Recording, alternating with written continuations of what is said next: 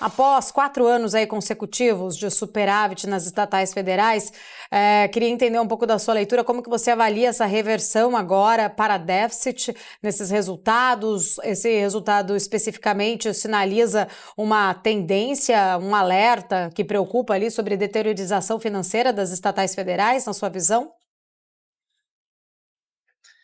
Preocupa sim, porque a gente sabe que o governo tem utilizado as estatais como um vetor de crescimento da economia, né? O governo entende que as estatais são importantes para puxar, né, para liderar o crescimento da economia. Então, é, isso acaba agudizando, né, acaba piorando o déficit das estatais, porque o governo basicamente turbina investimentos através dessas estatais, justamente por conta dessa visão de que as empresas precisam liderar o crescimento da economia.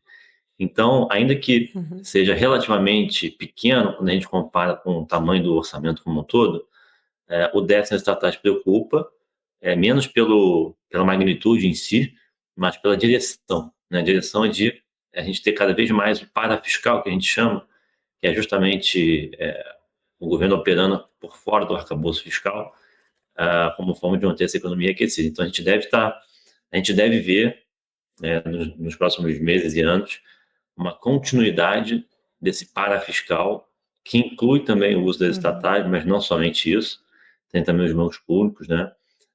Turbinando o crescimento da economia, então a direção ela é bastante preocupante, sim.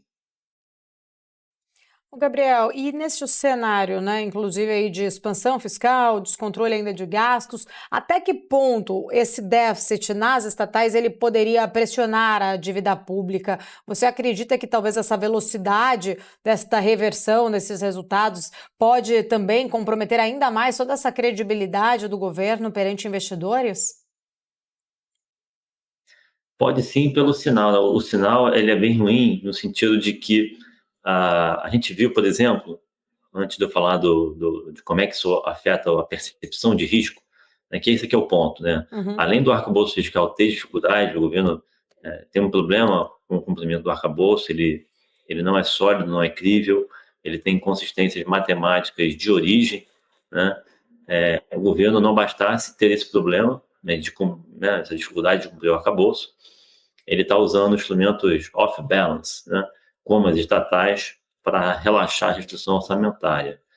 E aí a percepção de risco sobre a dinâmica das contas públicas piora, e isso acaba ampliando o risco país, acaba afetando a curva de juros, fica mais inclinada, a inflação implícita, que vocês estavam conversando com o André, acaba também sendo impactado por isso. Então, Uhum. a percepção de risco, de insustentabilidade das contas públicas acaba gerando bastante preocupação. E ontem, acho que vale a pena a gente fazer o gancho aqui, o FMI alertou por uma coisa que os Uhum. investidores aqui locais têm chamado a atenção há bastante tempo, né, que é essa piora bastante aguda da trajetória da dívida do Brasil quando a gente olha para frente. Se a gente for olhar não só até 26, mas também nos próximos 10 anos, a dívida não para de subir, mesmo no melhor cenário em que o governo entrega alguma coisa pelo lado da despesa, o que está difícil, né, está devendo, ainda assim a dívida cresce bastante. Uhum. Então, a percepção de risco sobre o fiscal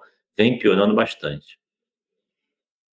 E já que você tocou nesse ponto, né, o Gabriel, até falando ali sobre o FMI, Haddad diz que o FMI errou anteriormente e depois fez a revisão do PIB para cima, e que ele acredita, né, que de fato estaria errando nessa projeção da dívida, né, que teria ali, ele diz que ainda não analisou de fato ali todo o documento, mas a gente vê sim o mercado já colocando, inclusive na curva de juros, esse risco, né, com esse aumento aí galopante até, por sinal, da dívida, e o FMI colocando essa projeção aí maior dessa trajetória. De fato, é uma grande discussão, né? É claro que o Haddad vai defender o arcabouço fiscal, mas é uma grande discussão sobre essa velocidade da dívida. Queria entender um pouquinho também da sua leitura, né? Será que Haddad, colocando ali que o FMI errou uma vez, vai errar agora? A gente sabe que a dívida não mente, né? Como que você tem olhado aí estes números?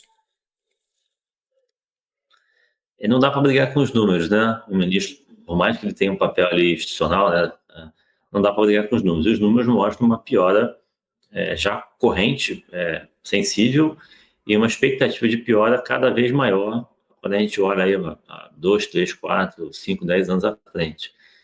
E além da trajetória, Paulo, uma coisa importante para a gente chamar a atenção, nem sempre as pessoas destacam esse ponto, mas eu acho bastante importante, que é a piora da composição da dívida pública. A dívida bruta, se a gente pegar a dívida bruta, ela está muito indexada, a gente está no pico da série histórica de dívida sericada, a gente está com 55% da dívida sericada, no momento em que o BC reiniciou o ciclo de alta de juros. Então, isso vai drivar o ônus, né, o custo de rolagem da dívida, ainda mais para cima. Além disso, além de uma dívida bastante sericada, 55%, o Tesouro está tendo dificuldade de rolar os títulos no mercado e está shorteando as emissões. O Tesouro não quer pagar o prêmio que o mercado está exigindo para rolar título, né, de prazo médio / longo e está emitindo títulos de prazo curto. Então, o resultado disso é que a gente está tendo uma dívida com composição pior. Está tendo uma deterioração também na composição da dívida pública. Não é só o nível que preocupa, mas também a composição. Dívida cada vez mais curta e mais delicada amplia o risco o país fica mais suscetível a choque. O risco da gente absorver um choque negativo é menor por conta dessa piora do perfil da dívida.